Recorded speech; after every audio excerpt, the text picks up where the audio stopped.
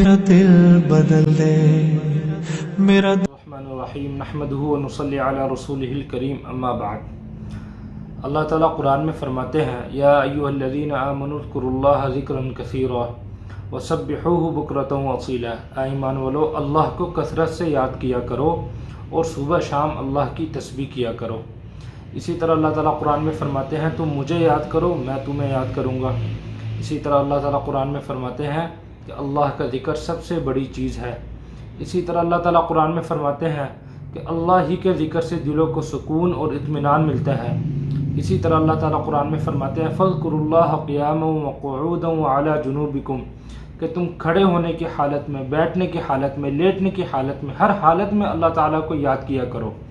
حدیث شریف میں آتا ہے کہ اللہ تعالیٰ فرماتے ہیں کہ اگر میرا بندہ مجھے اپنے دل میں یاد کرتا ہے تو میں بھی اپنے دل میں اس کو یاد کرتا ہوں، اور اگر میرا بندہ مجھے کسی مجمع میں یاد کرتا ہے تو میں اس سے بہتر مجمع یعنی فرشتوں کے مجمع میں اس کو میں یاد کرتا ہوں۔ اسی طرح حدیث شریف میں آتا ہے کہ آپ صلی اللہ علیہ وسلم سے پوچھا گیا کہ عبادت کرنے والوں میں سے سب سے افضل کون ہے؟ تو آپ صلی اللہ علیہ وسلم نے فرمایا کہ اللہ کا ذکر کرنے والے، اللہ کو یاد رکھنے والے۔ اسی طرح ایک حدیث شریف میں آتا ہے کہ آپ صلی اللہ علیہ وسلم نے فرمایا کہ معراج کے رات میرا ایک بندے سے گزر ہوا کہ جو اللہ تعالیٰ کے عرش سے جو نور پھوٹ رہا تھا اس میں پورا کا پورا ڈھکا ہوا تھا۔ تو حضور علیہ الصلوۃ والسلام نے پوچھا کیا یہ کوئی فرشتہ ہے؟ آپ کو بتلایا گیا نہیں۔ آپ نے پوچھا کیا یہ کوئی نبی ہے؟ آپ کو بتلایا گیا کہ نہیں۔ پھر آپ صلی اللہ علیہ وسلم نے پوچھا بالآخر یہ کون ہے؟ تو حضور صلی اللہ علیہ وسلم کو بتلایا گیا کہ یہ وہ بندہ ہے جس کی زبان اللہ کے ذکر سے ہمیشہ تر رہتی تھی، یہ ہر وقت اللہ کا ذکر، اللہ کو یاد کرتا تھا۔ اسی طرح ایک حدیث شریف میں آتا ہے کہ آپ صلی اللہ علیہ وسلم نے فرمایا کہ ہر چیز کا کوئی صفائی کرنے والی چیز ہوتی ہے، ماجنے والی، جس چیز سے اس کی صفائی کی جاتی ہے، اور جو دل ہے اس کی صفائی کس سے کی جاتی ہے؟ وہ اللہ کے ذکر سے، اللہ کی یاد سے اس کی صفائی کی جاتی ہے۔ اسی طرح حضرت عائشہ رضی اللہ عنہ فرماتی ہے کہ آپ صلی اللہ علیہ وسلم کان یذکر اللہ علی کل احیانہ، کہ آپ صلی اللہ علیہ وسلم ہر وقت اٹھتے بیٹھتے لیٹنے کی ہر حالت میں اللہ تعالیٰ کو یاد کرتے تھے۔ اور اللہ تعالیٰ کو یاد کیسے کرنا ہے؟ حدیث شریف میں جن بندوں کا ذکر آیا ہے کہ یہ 7 بندے اللہ تعالیٰ کے عرش کے سائے میں ہو گئے، ان میں سے ایک وہ بندہ ہے وَرَجُلٌ ذَكَرَ اللَّهَ خَالِيًا، کہ جس نے بندے نے تنہائی میں بیٹھ کے اللہ کو یاد کیا۔ اس سے 2 مراد ہے، تنہائی میں بیٹھ کے اللہ کو یاد کیا یا بیٹھا تو لوگوں میں ہے لیکن دل اس کا صرف اللہ کے ساتھ جڑا ہوا ہے، فَفَاضَتْ عَيْنَاهُ، اور اس کے آنکھوں سے آنسو بہنے لگ گئے، تو ایسا بندہ بھی قیامت کے دن اللہ تعالیٰ کے سائے میں ہوگا۔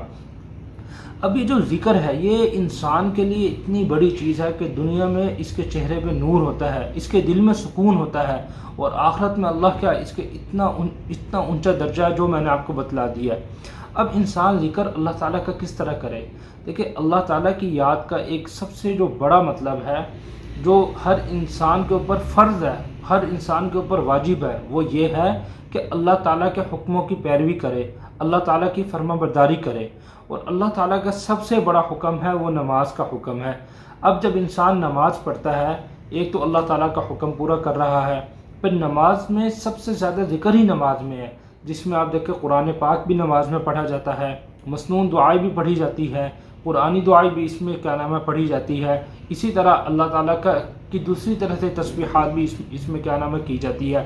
تو اور اسی طرح ایک اور طریقہ ذکر کا یہ ہے کہ صبح شام کی جو مسنون دعائیں ہوتی ہیں کہ جو حدیث شریف میں آتی ہیں اس کو بندہ پڑھے۔ اور یہ ہے کہ جو آپ صلی اللہ علیہ وسلم نے مختلف موقع کے مختلف وہ بتلائی ہیں دعا وغیرہ، جس طرح کپڑے پہننے کی دعا، اگر آپ اپنا نیا سوٹ پہن رہے ہیں اس کی دعا، اسی طرح آپ گاڑی میں بیٹھ رہے ہیں، آپ گھر میں آ رہے ہیں، آپ گھر سے جا رہے ہیں، آپ واش روم میں جا رہے ہیں، واش روم سے آ رہے ہیں، تو آپ صلی اللہ علیہ وسلم نے ہر موقع کی جو مختلف دعائیں ہمیں بتلائی ہے ان دعاؤں کو پڑھے۔